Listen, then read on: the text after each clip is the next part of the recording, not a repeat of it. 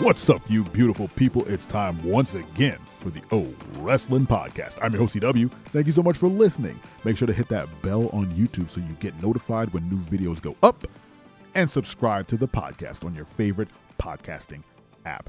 Today, we're talking about going all in on Imperium. Now, you can argue that WWE already has gone all in on Imperium, but I'm saying let's take it to another level, a new level. The ring general, Kaiser and Giovanni Vinci, need that next stepping stone, right? I feel like they've plateaued a little bit in their gimmick, and they need that next level thing, right? So let's say, depending on how The Miz, let's backtrack.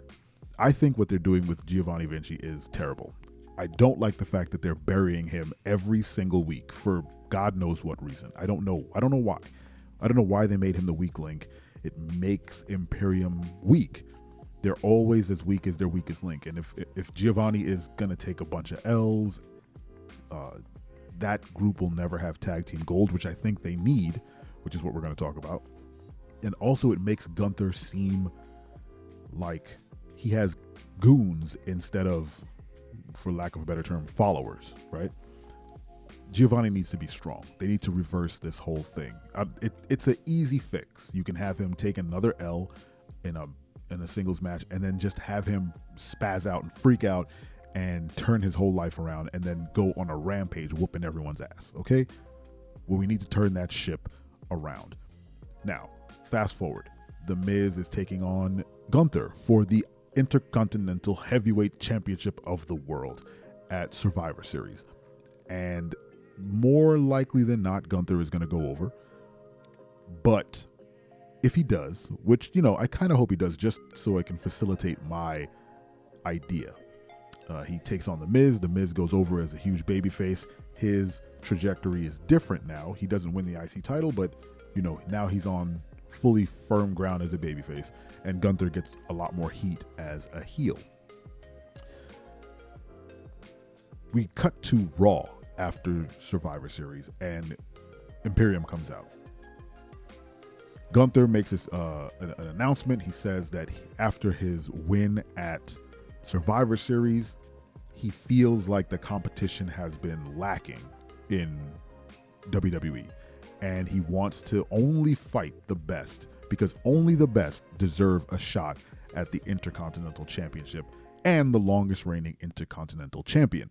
So he spoke to Adam Pearce and signed a contract stating that anyone who wants an IC title match has to go through Gunther's Gauntlet. Now, what is that? Gunther will pick an opponent for any challenger of the IC championship. They have to win that match in order to qualify to go through the Gauntlet. What is the Gauntlet? Well, every week you have to wrestle a member of Imperium, leading to the pay-per-view where if you make it through those guys, you get to wrestle for the IC championship. Now, this Gauntlet tournament style IC title reign for Gunther only works if Giovanni Vinci is a strong competitor, which is why I was like, something has to happen for my idea to go through. But let's live in a world where Giovanni is incredibly strong competitor. He's great on the mic. So is Kaiser. They're just the most strong tag team without tag team gold, which we'll get to. So when asked, in some backstage segment why Kaiser and Giovanni would do something like this, they say, well, it's more, we feel like Gunther is the greatest IC champion of all time. We also believe that, wrestling is sacred. Their whole shtick of it being, they're honorable and sacred, and it's we are professional wrestlers, not superstars. So they're like, we want to make sure that this title holds this prestige, and the only person to do that is Gunther. So we will put ourselves in front of any unworthy challengers to the title. If you can't defeat us, you have no business wrestling for the title. So it becomes an honor thing and less about being goons, which they kind of are right now. It becomes more of like like think of knights, right? Like they all protect a certain order. They have a code. These three have a code. They already have a code, but now that they're strong competitors as a unit, there's no weak links. You give them the authority to say, well, yes, they can make that stipulation. Then you just feed Giovanni mid-card wrestlers. Great talent, but people you don't think would ever hold the IC championship, which is unfair to say out loud, but follow me. So I was going to say 100. A bunch of people can't get through Giovanni. That's the game. When you get to a upper mid-card person who, you know, has a better shot in the crowd's eyes, you know, if they're over, you make them get through him, and then Kaiser stops them. And then you only let through like the main draws who are going to pull numbers for a pay-per-view, because you always have to think about the business.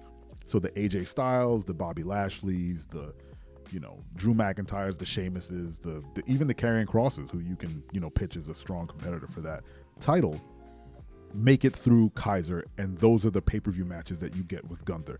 This way, you have a month-long build that you can follow for each professional wrestler to prove themselves as like this honorable wrestler to make it to Gunther. And the kicker is, every week that this person is wrestling through the Gauntlet, Imperium is there, and they're being incredibly dishonest and not honorable. They're trying to make them lose. Whenever, you know, Giovanni looks like he's going to be pinned, they jump in and they try and, you know, stop the whole thing. But you still have to make Giovanni strong, right? So they're being underhanded while also preaching this whole message of being honorable.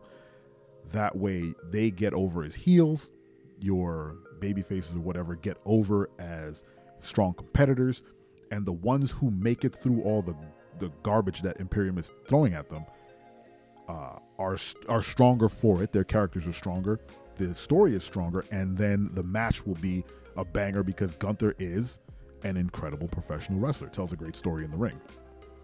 That way, whoever ends up taking the title from Gunther has not only earned it, because you can do a crazy underdog story where you're like, you know what, we want Tozawa to be the IC champ because he's doing great work. And he does. Tozawa is amazing. No matter what you say, he's an incredible professional wrestler. If Tozawa made that sort of like, I'm going to do it, I'm going to go through the Gauntlet, and they laugh him off, you know, they just belittle him, and he just underdogs his way all the way to Gunther and wins, there's no greater scene than a video package of Tozawa getting just absolutely trounced, but coming back and winning, and then making it to whatever pay-per-view and taking the title from Gunther. Now, what happens after that? Who the hell knows? I don't know. But I think creating this stipulation around the IC championship and this faction that has garnered a lot of fan support in Imperium, if you make them a strong, solid unit and have Gunther essentially be, you know, their King Arthur or whatever, and these two knights stand, you know, guard of this, you know, this monolith of a performer, you have a built-in story where they're dominating. Now, go back to what I was saying earlier. During these wins where there are people who are not going to win the IC championship, you position Imperium to say, okay, we've defeated X amount of people on the roster. It's time for us to get gold. Then you make them do whatever they have to do to get to a tag team title shot and then win it. Obviously, they have to go over. And then you have a bloodline situation where they are the dominant, like, gold-wearing faction in WWE, and then it makes anyone who gets through those two to get to Gunther that much stronger. What do you think about my fantasy booking for Imperium? Let me know in the comments. Thank you so much for listening. Make sure to check out other episodes on our YouTube channel or any podcasting app, and don't you ever forget. I'm your friend, but if I ever see you in the ring, I can beat you. Don't you know? Yeah, yeah, yeah.